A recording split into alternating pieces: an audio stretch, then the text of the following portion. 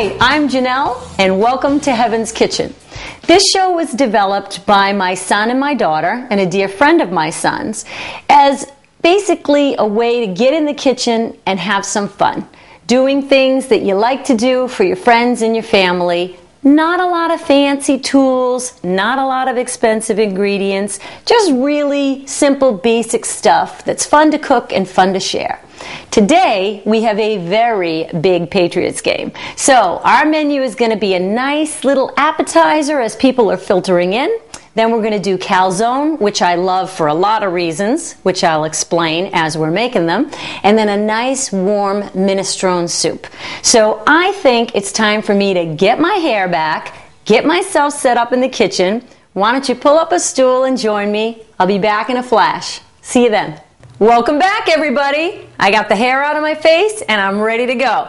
First thing we're going to do is calzone. There's a process to calzone. It's not a recipe. My dear friend Marietta always asks me for my calzone recipe.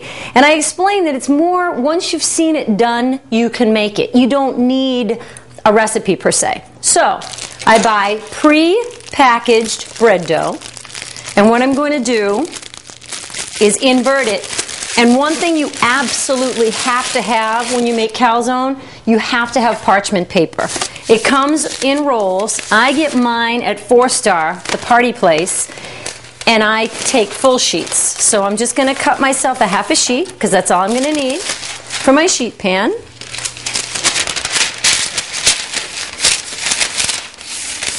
Okay. And trust me when I tell you, this stuff is invaluable because you're not going to have everything sticking all over, and it makes your cleanup really easy too. So, Wonder Flour. You cannot work with this dough without Wonder Flour. You're going to generously sprinkle it on your parchment. And maybe my camera gal, Kayleen, can you zoom in there, Kayleen, so everybody can see what we're doing? I'm zooming. Thank you. All right, so, first of all, rings, dough, not a good combination. So, I have my little espresso cup that I put my rings in. Okay, now, this can get tricky because dough can get sticky. So, you're going to want to put the Wondra onto the dough as you invert it out onto your parchment. And what happens with dough, you can buy it frozen. You can leave it out on the countertop. For example, you're going to work, you pull it out of the freezer. By the time you get home, it's this gigantic blob. So it's better to work with when it's freshly risen. This has been sitting here for a bit while we got the camera all set up. So that's why it's a little sticky. But it doesn't matter. I can work with it. It's not a problem. So, again, your hands, your dough, and your board have to be really well floured because you want to be able to manipulate. So, Kayleen, can you get in there, honey, and show everybody how we're going to work this dough? Okay, so what we're doing, we're just trying to make it as flat as possible. This is not going to be a pizza parlor calzone. It's coming out of your kitchen. It's supposed to look homemade. It's not going to be perfect. It's not going to be a perfect rectangle. So this is what I do. I like to just use my fists. And what I'm trying to accomplish is to stretch it and to just widen it a little bit. Okay? And you want to try to make it as uniform as you possibly can. And you're going to have to keep flouring it so that you can work with it. And just keep pounding like this. Kayleen, can you get a good shot of that? Okay. So, I'm almost satisfied with this, but I want to make sure that it's as uniform as I can make it, because what's going to happen is once I fill it and I start rolling it, when I'm cooking it, I've had this happen before. I've made a pepperoni one, and the pepperoni oozes the oils, and it opens up and it looks like a shark oozing. We called it Jaws. It was really kind of cool, actually. But you want to make sure you get it as uniform because it's going to cook that way, and it's going to cook nicely in the oven. By the way, Martha, my stove, I affectionately call her Martha. because Martha is the patron saint of cooks, if you didn't know that. So Martha is preheating. I have convection. I love convection. It just makes everything even, and it's got a fan going constantly. You don't need it. If you have it, try it. If you don't worry about it. But you're going to crank her up really high because this is pizza dough. A pizza oven is 500 degrees. I tend to do my calzones at 450 because I'm going to oil them so they brown up nicely. And 500 I find makes it a little crunchier than I like. If you like a crunchy crust, jam it up to 500. If you like it a little softer, 450 is the way to go. So I'm happy with the way this looks. And as I say, I mean, this is not a perfect shape by any stretch of the imagination. But as we roll, we're going to continue to form it. So let me show you what I do here. These are all my cold cuts that I get. I'm going to throw that over there. I like to lay them all out just on wax paper, just so that they're all available to me. These ones, because I've already made calzone this week for some dear friends of mine. A dear friend, Dan, who had a big surgery. So I already have some of these pre-cut. You can use anything you like. Right now, I've got stuff to make an Italian. I've got stuff to make a ham and cheese. So I'll probably do one of both. So when I have my slices like this is a Munster, this is a Swiss. If you take the time to trim them to this size, you can just lay them out uniformly and the process goes so much faster. I did the same thing, 2 different kinds, domestic ham and a baked smoked ham. Same deal, cut them in half. Kayleen loves salami, so I've got some salami here for her. And I'm going to do the exact same thing. I'm just going to take it and slice them in half just to make it nice and simple and keep everything right in front of me. And I'll clear all this stuff out of the way.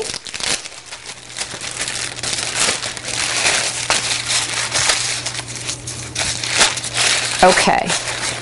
Makes absolutely no difference what order you do it in, but I will recommend that you alternate the meats because cold cuts, I'm already preheated. Did you hear that beep? So the cold cuts obviously have oil in them. They're going to be greasy. So you want to mix the dough in between and your cheese in between so that you don't have layers of greasiness, if you know what I'm saying. And when I first started making these a million years ago, I didn't get the concept of putting dough in between. So unfortunately, it wouldn't cook properly inside because the oils from the cold cuts were prohibiting the dough from cooking fully. So that's why I want to show you this technique. So I'm going to start, because it's the greasiest and the oiliest, with this pepperoni. Now, I always bought the little round ones, the little tiny ones, but then I'm laying out 6,000 little tiny ones, and then a light dawned on my marble head, and I said, if I use the big ones, I don't have to lay out 60 million. So cut them into these nice little half circles. And my camera gal, Kayleen's getting a nice tight shot of that, so you can see what I'm doing here. Okay? Now, when they're thinly sliced, which these are, you can go 2 layers. So I'm going to do a pepperoni and a salami before I start rolling, okay? And this is as simple as it is. You're just literally layering, and then we'll get a nice fold. And trust me when I tell you, people think you're a hero because they smell incredible. And they're homemade. What could be better than that? Okay, so here's my first layer. I don't want to do anything else with this until I get some dough going. So I'm going to roll up just maybe a ½ inch, okay? And the reason why I'm doing that, and I'm going to pinch it with my fingers, see? Because I want to get some dough in between, or the oils will keep the dough from cooking properly. And then if you give it a good pinch, it's going to hold long enough for you to do your next layer, okay? So now I want to add a cheese layer. I got a bunch of choices here, but I think I'm going to go with a little bit of cheddar. Provolone is really nice in this too. But provolone is very mild, and I find that sometimes that flavor gets a little lost in the dough. So this is a nice cheddar that I found that I'm going to put. Now, I personally would not mix cheddar and Swiss. You could if you wanted to, but I don't think the tastes really go together. However, I have tried Munster very successfully, and that's what this is. And it melts beautifully, it's got a nice mild flavor, and it works very well with calzone. Okay, so here we go. I got my cheese layer. Again, nice little roll. I'm going to call it a crimp, because that's exactly what I'm doing, really. I'm rolling and crimping in order to seal my dough. Ideally, you want to roll at least, I want to say, 2-3 times. Because when you cut into a calzone, you want to have almost like a cinnamon roll, a little spiral of the meats and the cheeses. If you plunk them all in and only roll it twice, then you just have a big hunk of dough and then all the stuff in the middle, and that's not as good.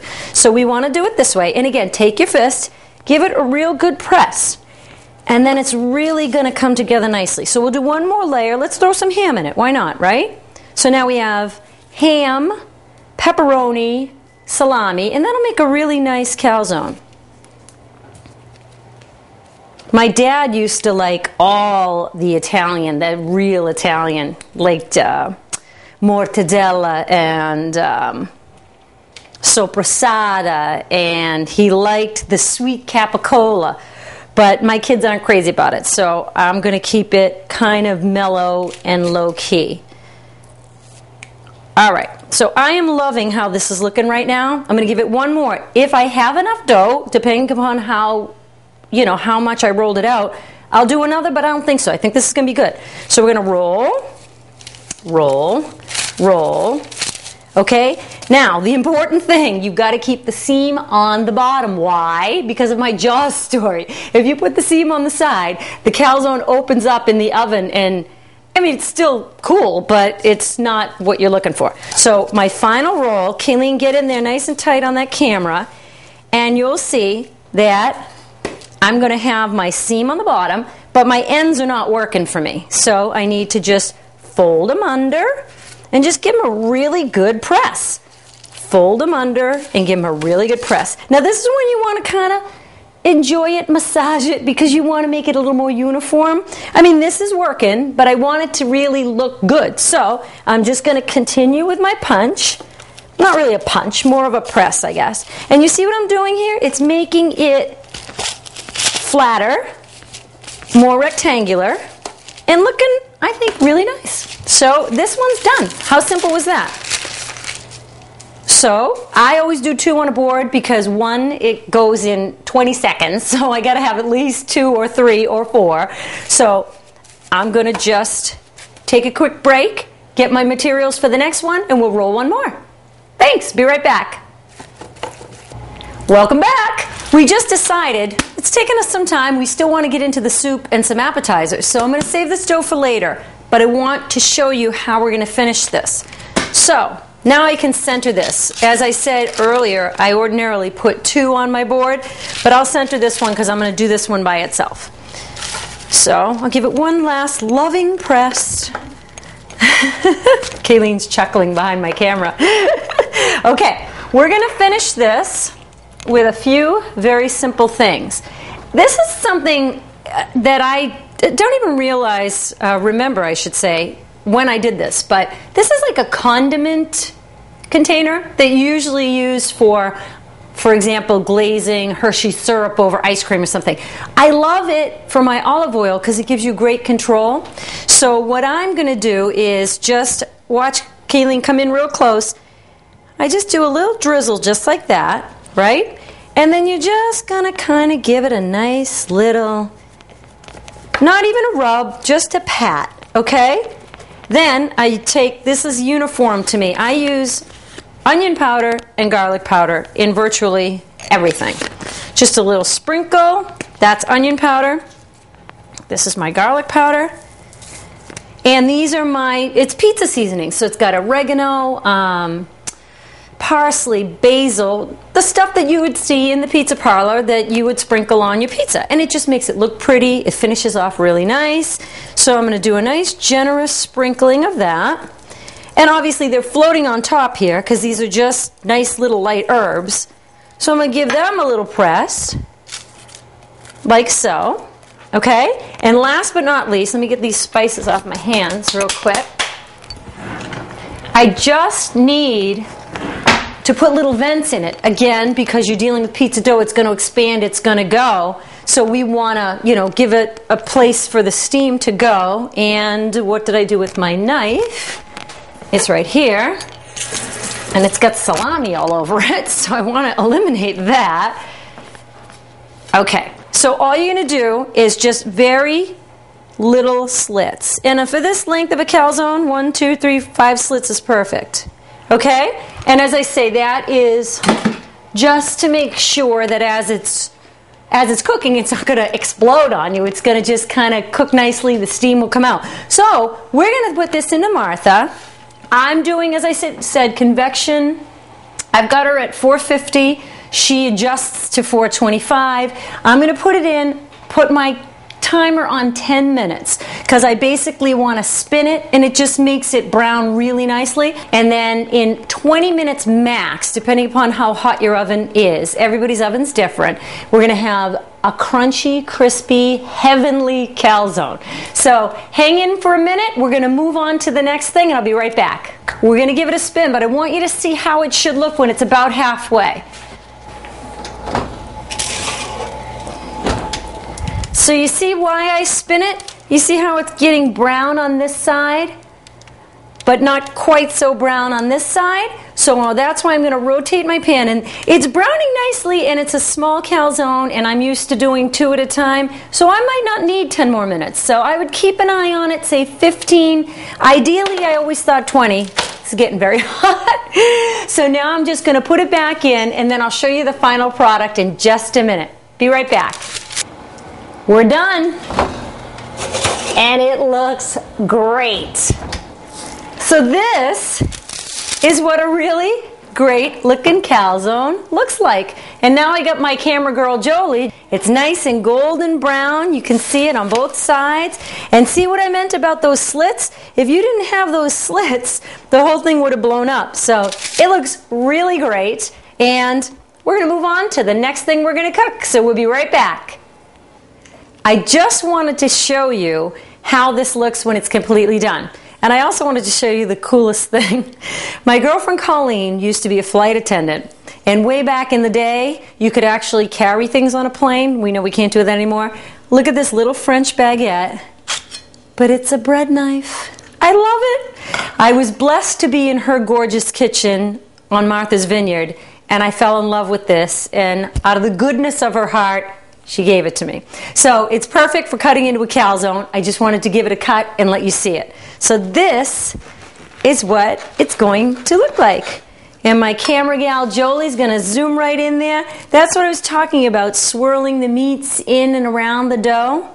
And now the only thing left to do is eat it. It's time to do that appetizer I was telling you about. This is something so universal, you can do it 1,000 different ways. I'm going to do little tostadas, so let me show you. We're going to need black beans, little tostada shells, and some salsa. This is how simple this is. I'm going to layer this into it. Sometimes you can do it as a dip in a pie dish. I have my pie dish. So if you choose to do it as something people can just dip into, you use chips, you just layer your dip, layer your salsa, and then put a nice layer of cheese, pop it in the microwave. You don't even need to use the oven, and it's going to bubble and be delicious.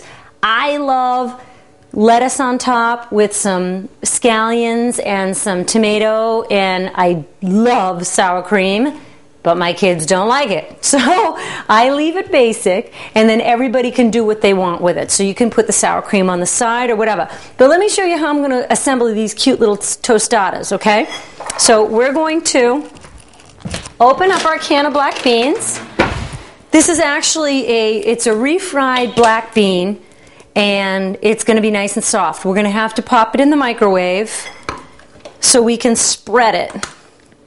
So let's get this opened up.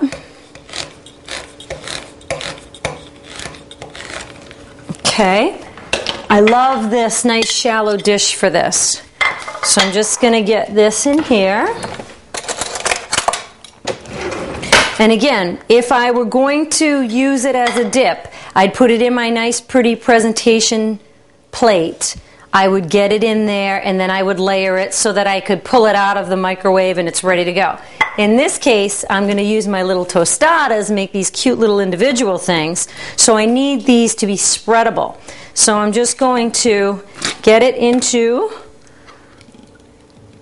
my little dish here, and that's, as weird as it looks, kind of like dog food. It's really good. Now these are refried black beans. You can also do refried regular beans. I am not a spicy person, so I don't like the heavy-duty spice, but there are 1,000 varieties of these beans, and they are absolutely perfect for a pre-football appetizer. So you can get the spicy ones, you can get the vegetarian ones, you can get whatever you want. So we're going to get this getting warmed up in the microwave so I can spread it. I'm going to lay these out and I'm going to grab some things. I'll be right back. We're going to finish this either bean dip or tostadas, and as I said, I want to do it as tostadas this time. These are these great little shells. I saw them in the store and I had no idea what to do with them, so I came home and just kind of played around and decided to adapt my bean dip, because I absolutely love when everybody gets their own little individual anything. So this is what they look like. They're basically I guess a corn taco, but they're flat. So they make a really nice little hors d'oeuvre.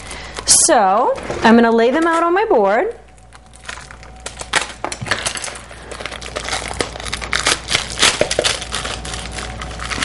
Like so. As many as I can fit, obviously. And then I'm going to spread them just like I'm spreading peanut butter on a cracker, basically. Okay, we'll stick those over here. I got a nice spreader right here. So again, you're going to warm up your refried beans, because if you don't, they're just too stiff. And if they're stiff, you're not going to be able to frost your cute little tostada. So here we go. It's as simple as this. And you got to be careful, obviously, because you're dealing with corn. You don't want to crack it. So you're going to just give it a little spread. Jolie, you got a good look at that, honey? Mm-hmm. Okay. So you're going to give them a little spread, just like this. And it's really kind of fun. It's like spreading peanut butter on a big giant cracker. This one's kind of thick. I don't know if I need all that. Okay. Now, while I was heating up my beans and while I was getting my finishing touches ready, I got Martha onto broil. You have got to keep your eye closely on these. All we're going to do is get them in to heat them up. The beans are already warm. We want to melt the cheese and then we'll finish them. So make sure you've got your oven preheating for you. Okay, got to just do a couple more of these.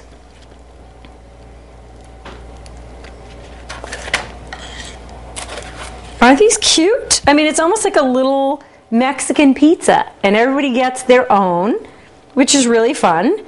In my house, everybody gets 3 or 4 of their own, which is really fun. But I'm just showing you the basic of the basic. There are, again, 1,000 things you can do. You can add whatever you like. You can put scallions, you can put olives, you can put jalapenos. I don't like them. So you can do one of 2 things. I don't put my salsa on until after, because I really want the cheese to come out nice, and I find that as a finisher.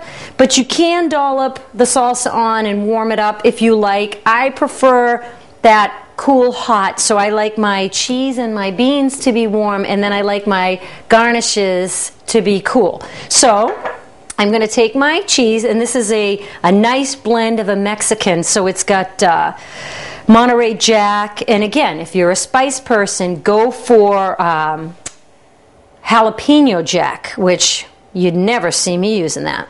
So Jolie, can you get a nice tight shot on this, honey? Mm-hmm. Thank you. So we're just going to put